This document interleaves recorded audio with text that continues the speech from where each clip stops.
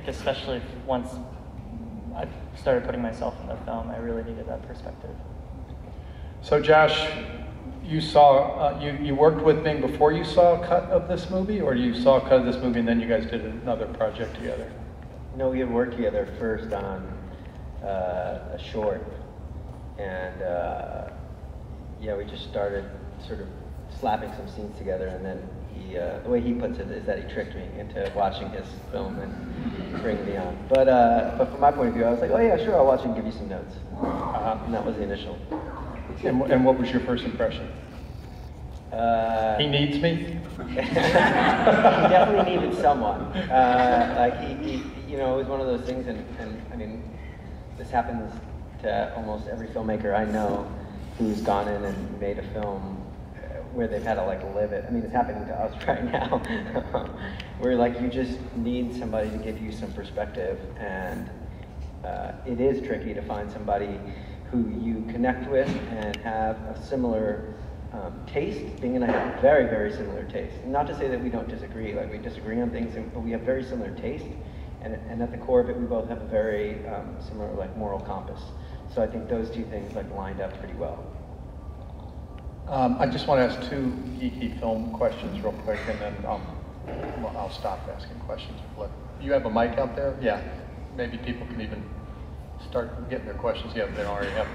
One is one of my favorite moments in the film is the interview with Zach towards the end of the movie, where I guess he's sitting on an embankment or something, and you're behind him. You're shooting it from here.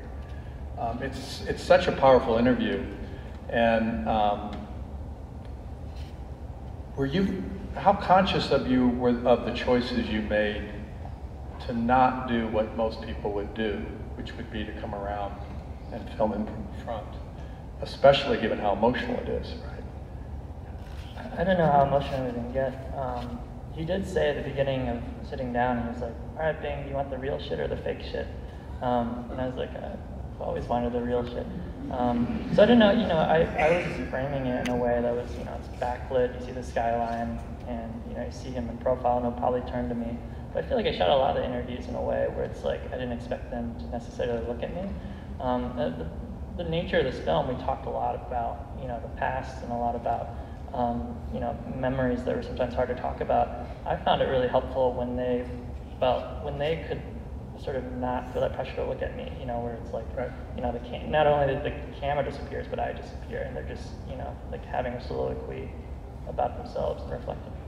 Yeah, no, I mean, I hear that and have experienced that myself. If people have other things to do when you're talking to them, or their attention's elsewhere, sometimes cars are often the most intimate place to talk to people.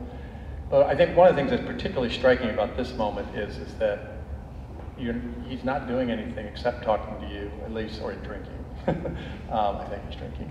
But it's interesting that you stayed put, which makes it all the more powerful, and it's also more respectful of him and what he's trying to talk about, right? Because instead of you turning and having him face you and say these things, it yields a tremendously raw and intimate interview, and it's beautiful.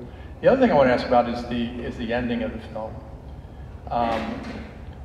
For a long time in the cuts that I saw, the scene of Kier going to find his dad's grave was a single scene in and of itself, and quite powerful.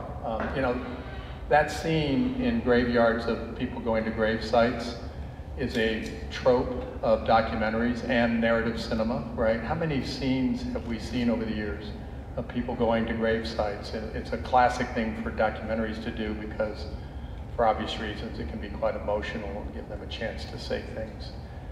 But this one, for me, is the single most powerful one I've ever seen, and as a standalone scene. And the last time I saw it before Sundance, it was still a standalone scene, and then when I saw it at Sundance, it had become the spine of this much more deeper. And I never would have believed it would have been good for that scene to do that. If you described it to me, I'd be like, oh God, why would you do that?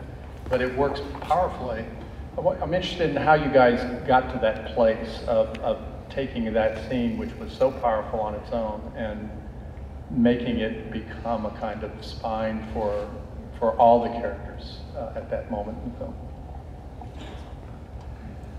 Well, I think it was, there were two things. One, we had screened the film maybe a little bit before we had submitted for Concordia for Davis Guggenheim and a few people over there. And Davis had made the note, and it did. It felt like there were multiple endings. And he was like, man, it'd be great if you could have all those planes land at the same time.